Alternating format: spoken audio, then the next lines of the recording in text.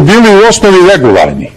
S tim što se nikad neće pouzdano ustanoviti, pošto je posle spaljen kompletan izborni materijal, da li je baš Koštunica imao u prvom krugu 50% ili mu je falilo pola procenta, nekih promil i tako dalje.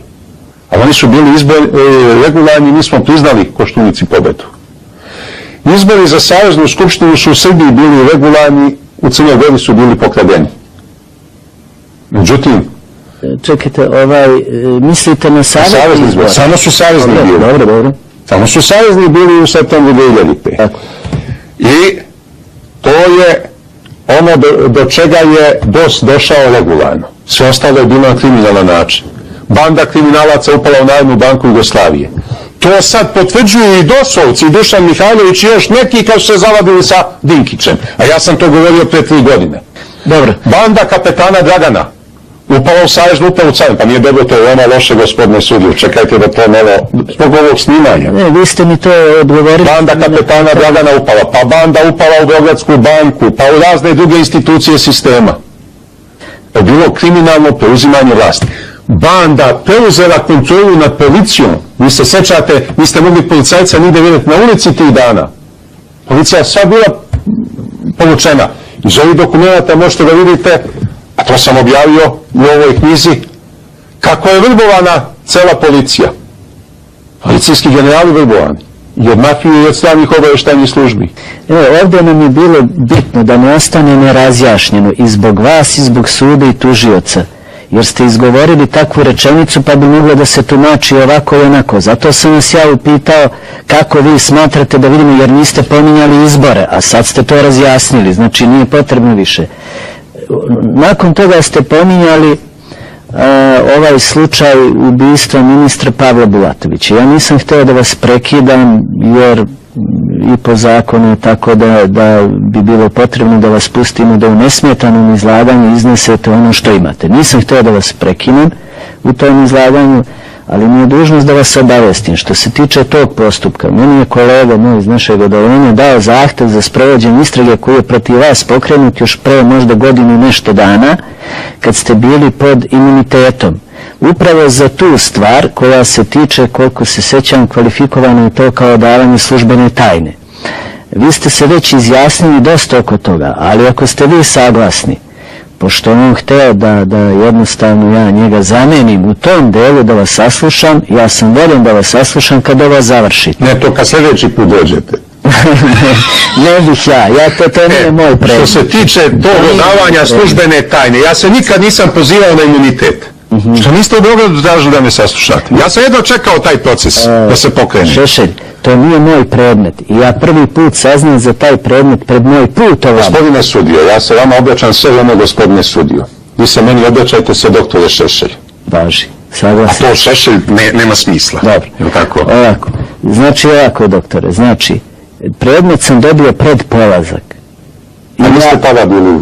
Ja nisam o predmetu ništa znao, jer to nije moj predmet, pa me samo kolega zamolio da ja vas saslušam na te okolnosti, a vi ste već to pomenuli, pa ako ste saglasni, ja mogu da vas saslušam. Pa nismo ovdje na pijaci, ne može u toku jednog saslušanja, a sad ako ste saglasni možemo još jedno. Hoću lepo da mi se najavite ovdje Haškom tribunalu, hoću lepo da se ponovo to zakaže. Hoću po svim postupcima koji se vode, osim ovih prijatnih, zato nema vremena na gubljenju ovdje. Dobro. Ali za ovo sve, odavanje službene tajne, hoću, ali lepo procedura da se provede. Mogu ja danas o svim mogućim krivičnim prijavama ovdje posebno da se izjašnjavam, ali ne bežim ni od jedne. Dobro. Hoću, ali lepo da se posebno zakaže i...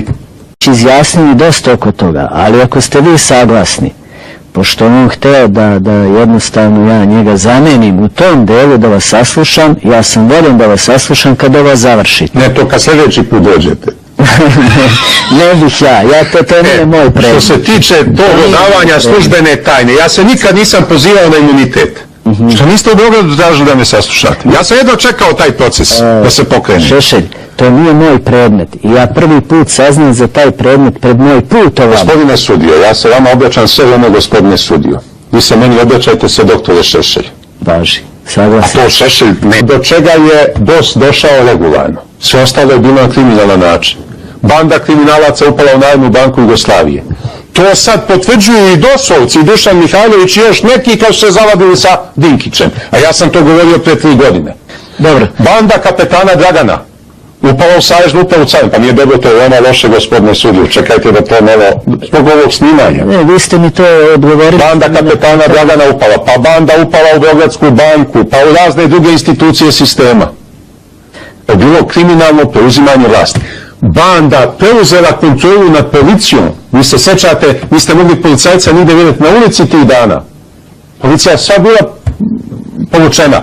Iz ovih dokumenta možete da vidite, a to sam objavio u ovoj knjizi, kako je vrbovana cela policija. Policijski generali vrbovani. I od mafije i od stranih obavještajnih službi.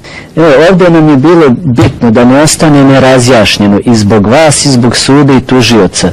Jer ste izgovorili takvu rečenicu pa bi moglo da se tumači ovako i onako. Zato sam vas ja upitao kako vi smatrate da vidimo, jer niste pominjali izbore, a sad ste to razjasnili, znači nije potrebno više. Nakon toga ste pominjali... Bili u osnovi regularni. S tim što se nikad neće pouzdano ustanoviti, pošto je posle spaljen kompletan izborni materijal, da li je baš Koštunica imao u prvom krugu 50% ili mu je falilo pola procenta, neki promil i tako dalje. Ali oni su bili regularni, mi smo priznali Koštunici pobedu. Izbori za Saveznu skupštinu su u Srbiji bili regularni, u Crnoj Gori su bili pokradeni. Međutim, čekajte, mislite na savezni izbor? Samo su savezni bili. Dobro. Samo su savezni bili u septembru 2005. Tako.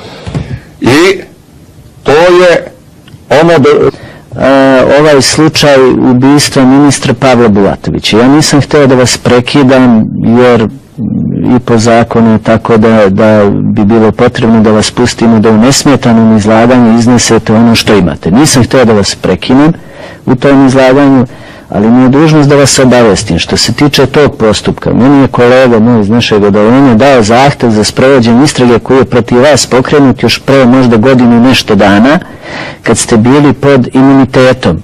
Upravo za tu stvar koja se tiče, koliko se sećam, kvalifikovano je to kao davanje službene tajne. Vi ste se već